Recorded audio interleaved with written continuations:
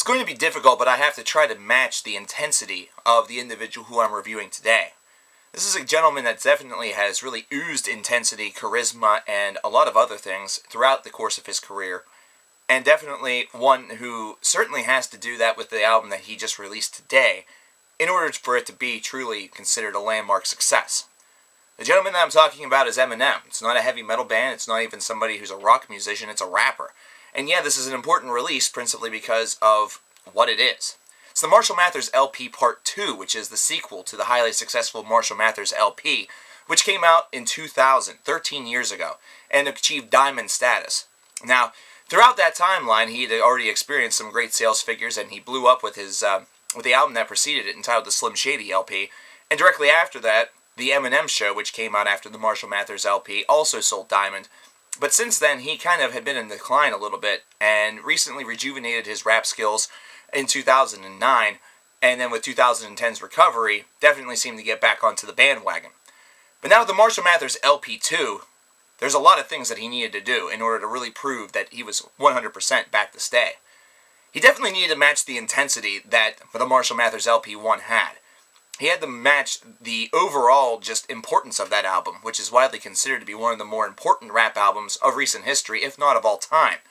And not to mention, this was one that had to feel as though it was a worthy successor to the very first one, not to mention also one that was going to push boundaries into the next generation. The one thing that I will say, Eminem did everything in his power to make sure that that was the case. And it's really going to be up to the eye and the ear of the listener to really recognize that he may have done just that.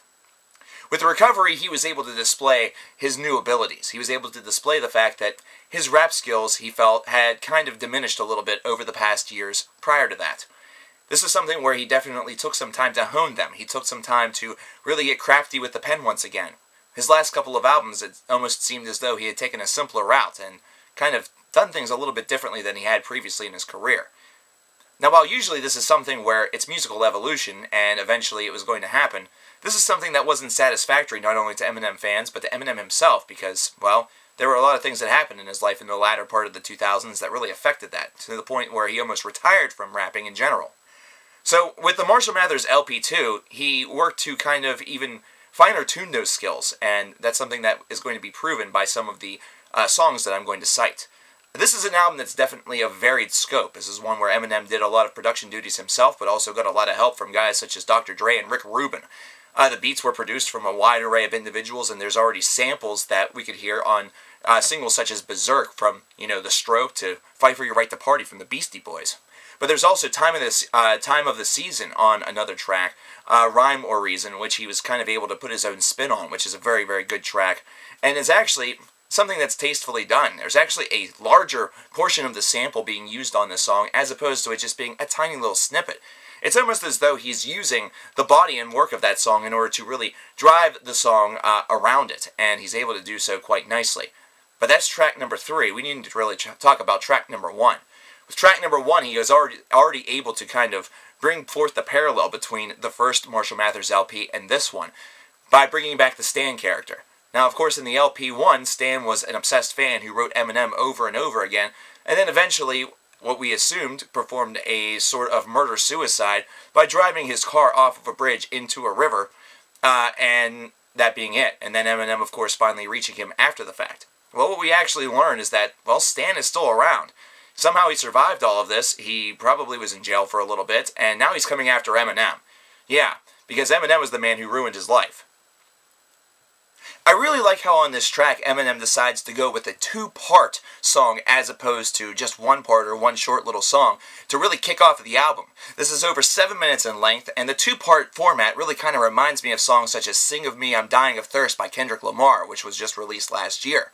And overall, as an opening track, this definitely gives you a completely different feel than Recovery did. It definitely feels as though somehow, some way, Eminem was able to channel the same writing style that he was able to use 13 years prior in order to pen the very first Marshall Mathers LP. Now, throughout this album, you're hearing a lot of this manifestation, only with 13 years of applied evolution, really working to his benefit. And the one song that I certainly have to cite, that is probably one of the best Eminem songs that I've heard in years, is Rap God. Rap God is to be released, and it has been released as the third single off of this album, and is just absolutely insane. The chorus is extremely simple, however it's the elaboration of the verses that really make this song one to really behold. Eminem is able to use multiple different styles of rhyming in order to make this really work. Whether he does it very slowly or at, as he calls it, supersonic speed, it is insane. His abilities have not only been honed, his abilities have been mastered. He's rhyming 6 or 7 words a second, which is absolutely sick. And he's able to do so in perfect time, in perfect cadence, and it works beautifully with the beat. So overall, this is a song that certainly is a sight to behold. This is an album that's a sight to behold. Channeling all of that energy from 2000 rather, was probably not an easy task for him to accomplish, but it was certainly one that he was able to do. Excuse me. By doing so, he was able to craft an album that still has that same raw intensity, but also feels as though it has some reapplied and re-infuriated vigor. Now yes, the lyricism does have a lot of swearing, it does have a lot of misogyny against women and blah blah blah, all the Eminem staples, so it's not like you're getting anything really all of that new here. However, what you are getting here is 2013, basically, technology, not to mention 2013 beat making, rhyme making, and basically song making, working to Eminem's advantage. These beats all sound extremely fresh. Nothing on here sounds as though it was done kind of quickly and he was able to write something that was able to go around it simply because he's been over-inspired. Everything here seems as though it's been tediously perfected and cared for. The flow of this album goes very nicely. It's very seamless. This is an album that, for rap, is very easy to get lost into. It's very easy to start on one song and anticipate only listening to one track, only ending up listening to the very end from wherever you began. Now this CD also comes with a deluxe second CD, a bonus album, that contains 5 or 6 more tracks, all depending on what version you got, because there's a Call of Duty song that was not included either, and of course everybody has to have their own damn edition of everything. Overall, this is an album that had a lot of expectations. This is an album that really had to please a lot of hardcore fans, and I feel as though it really should, but it may not. And here's why. This is a convoluted theory, so please stay with me.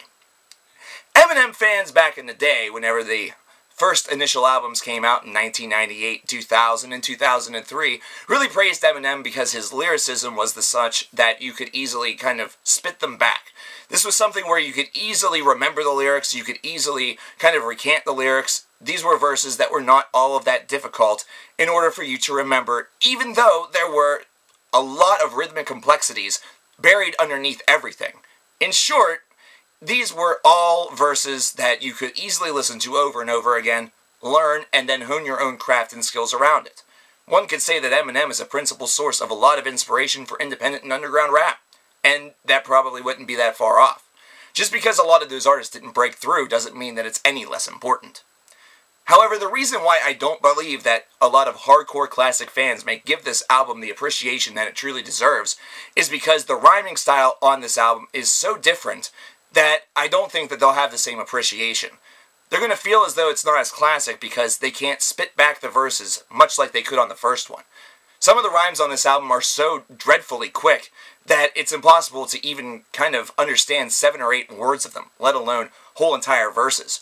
Rap God is sadly a track that, even though I just praised it, kind of falls victim to this. There's so much in the differences of timing and, double, triple, quadruple timing as far as the rap style was concerned that it kind of makes it to the point where the only person that could probably recite this verse was Eminem or anybody daring enough to attempt it. And believe me, it'll take a lot of attempts in order for it to get down. And this really isn't a reason for this album not to be praised. Instead, this is an album that should be praised because of its variance.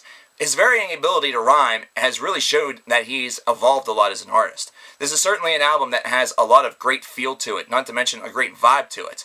Now, while the lyricism doesn't exactly get over-excessively diverse, this is certainly one that stays within its own body.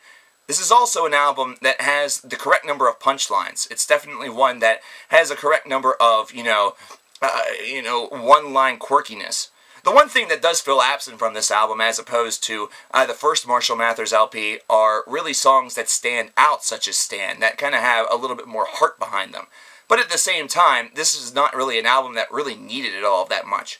I guess you could say that the makeup of the first one seemed to be a little bit more fitting of that lightning in the bottle aspect, as opposed to this one, where basically he honed each and every single track, but maybe didn't take as much care to really worry about the song that's going to sound a little bit more like a ballad that has a little bit of a simpler flow to it, like Stan did, and which one is going to have the over-excessive, over-the-top violence.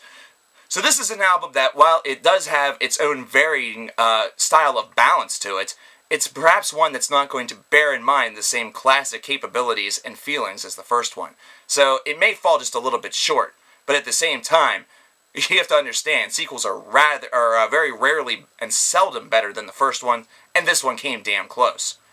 I'd probably give this album an 8.5 to an 8.75 out of 10. This is extremely enjoyable, at least for me. And if you're a rap fan at all and an Eminem fan at all, this is an absolutely essential purchase. It should be anyway if you're an Eminem fan because you've been waiting for 3 damn years.